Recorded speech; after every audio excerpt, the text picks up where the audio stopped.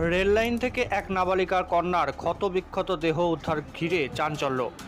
Rail চালকের দাবি মেয়েটি আত্মহত্যা করেছে। পরিবারের দাবি মৃত্যুর পেছনে অন্য কোনো রহস্য রয়েছে, তদন্তে পুলিশ। আজ সকালবেলা বগুড়া রেল স্টেশন সংলগ্ন কুঠিপাড়া রেলগেটের পাশে অজ্ঞাত পরিচয়ে একটি নাবালিকা মেয়ের ক্ষতবিক্ষত দেহ উদ্ধার হয়। পরবর্তীতে আরপিএফ এসে দেহটি উদ্ধার করে এবং রানাঘাট পুলিশ মর্গে পাঠায়। পরিবার সূত্রে খবর, মেয়েটির নাম বিপাশা বিশ্বাস, বাড়ি বেনালি। মা বাবা মৃত হওয়ার কারণেই মেয়েটি বগুড়াতে দিদি বাড়িতে থাকতেন।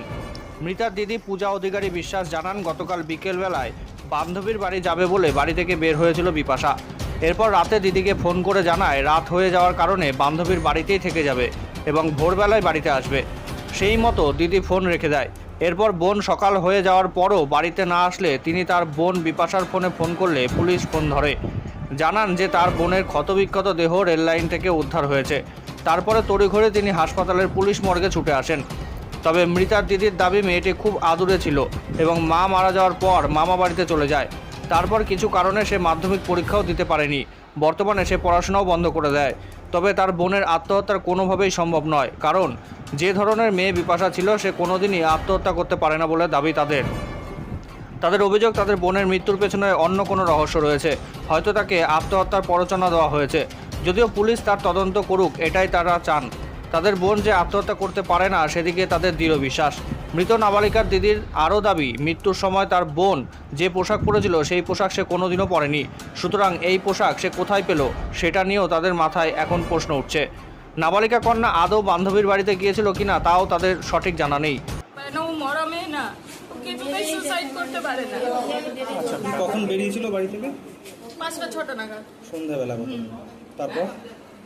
তারপর বেরিয়ে 8টা-9টা নাগাদ কল করেছে বড় দিদি, তো ফোন রিসিভ করে বলেছে আজকে আর আসবো না, সকালবেলা আমি যাবো, আজকে থাকবো বান্ধবীদের বাড়িতে। তারপর সকালে যখন দিদি ফোন করে তো এখান থেকে ফোন রিসিভ হয়। ওকে যে অবস্থা পাওয়া গেছে আমরা মানতে পারছি না। বান্ধবীর বাড়িতে যাচ্ছি। হ্যাঁ। সঙ্গে কি কি নিয়ে বেরিয়েছিল? সঙ্গে শুধু একটা ড্রেস, একটা পার্স ছিল। ড্রেস নিয়েছিল মানে? ড্রেস মানে যেটা নিজে পরে গেছিল, আর একটা পার্স ছিল, এছাড়া কিছুই ছিল না। মোবাইল ফোন ছিল? হ্যাঁ, ফোন ছিল।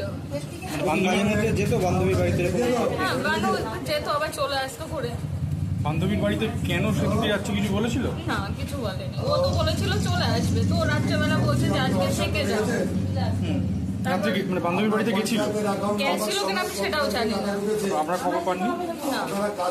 আমাকে দিদি সকালে ফোন করে আমাকে বললো যে এই খবর এখানে রানাঘাট থেকে পড়েছে, যেতে হবে। সকালবেলা ফোন করে জানতে পারলাম। হ্যাঁ, দেখেছেন বোনকে? এখনো দেখিনি, ছবি দেখেছে।